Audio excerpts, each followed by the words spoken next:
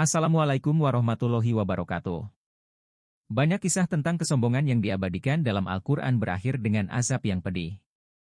Jangan lupa pencet tombol subscribe Drum Dakwah Ringkas Umat Muslim Milenial. Semoga kita semua makin sukses dunia dan akhirat serta jauh dari sifat sombong. Amin. Pertama, belajarlah dari Fir'aun. Fir'aun merupakan penguasa tiran dan sewenang-wenang. Fir'aun juga merupakan penguasa yang mementingkan perhiasan dan kekayaan dunia. Namun, akibat kekayaan itu, Fir'aun dan para pengikutnya malah menyesatkan kaumnya dari jalan Allah Subhanahu wa Ta'ala. Itu pula yang menyebabkan mereka binasa dan terkunci hatinya.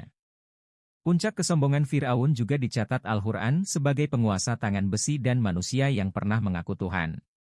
Namun, sangat mudah bagi Allah Subhanahu wa Ta'ala menenggelamkan Fir'aun dengan 1.600.000 tentaranya yang bersenjata lengkap.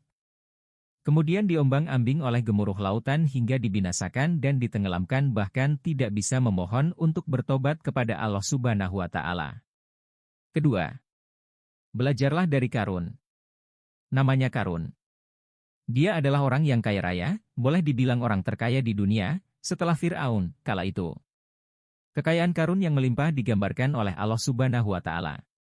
Bahkan Allah menyebutkan jika kunci-kunci gudangnya saja tidak mampu dipikul oleh seluruh orang yang kuat-kuat. Dengan sombongnya dia mengklaim bahwa semua kekayaannya itu didapat karena usaha sendiri, karena ilmu bisnis yang dimilikinya. Dia menafikan faktor izin dan karunia Allah Subhanahu wa Ta'ala. Harusnya Qarun dapat belajar dari sejarah, betapa banyaknya umat-umat sebelumnya yang dibinasakan oleh Allah karena kedurhakaan mereka, sekalipun harta kekayaan dan kekuatannya jauh melebihi apa yang dimiliki Qarun. Selanjutnya sungguh mudah bagi Allah Subhanahu wa Ta'ala untuk menghukum Qarun dan anak buahnya karena keangkuhan dan kesombongan mereka. Qarun bersama rumahnya dan segala kemegahan dan kekayaannya dibenamkan Allah Subhanahu wa Ta'ala ke dalam perut bumi.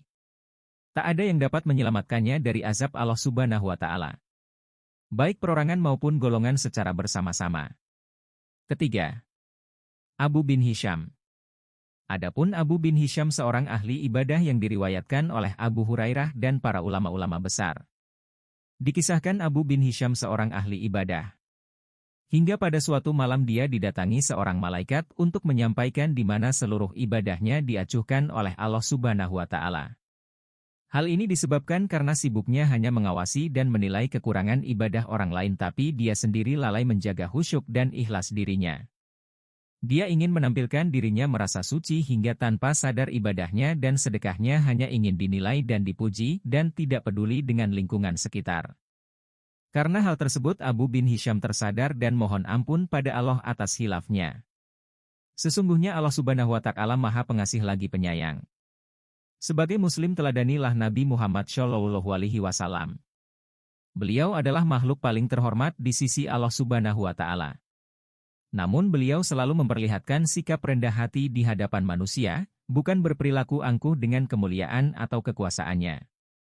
Maka Rasulullah SAW menegaskan 3 kali lewat sabdanya, takwa itu di sini, sambil menunjuk ke dadanya.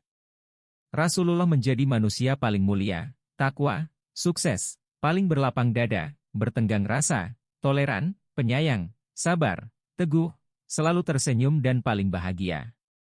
Semua kisah di atas diabadikan dalam Al-Quran semata, bukan hanya tentang azab Allah Subhanahu wa Ta'ala, tetapi bukti bahwa kesombongan akan menghancurkan diri sendiri, baik sombong berupa harta ataupun ibadah. Begitupun masih banyak yang belum belajar dari kisah tersebut. Sombong itu adalah jubah Allah Subhanahu wa Ta'ala, dan kita tak pantas menggunakannya. Justru kehancuran jika kita mendekatinya.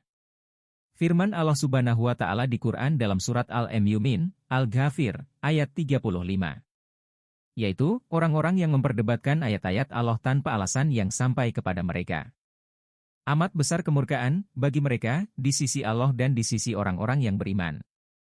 Demikianlah Allah mengunci mati hati orang yang sombong dan sewenang-wenang. Naudzubillah min dzalik. Jangan lupa pencet tombol subscribe Drum Dakwah Ringkas Umat Muslim Milenial. Semoga kita semua makin sukses dunia dan akhirat serta jauh dari sifat sombong. Amin. Ditunggu saran dan kritiknya di kolom komentar. Quraisy Shihab menyebut, bersikap sombong kepada orang yang sombong adalah sedekah. Wallahu a'lam bishawab. Waalaikumsalam warahmatullahi wabarakatuh.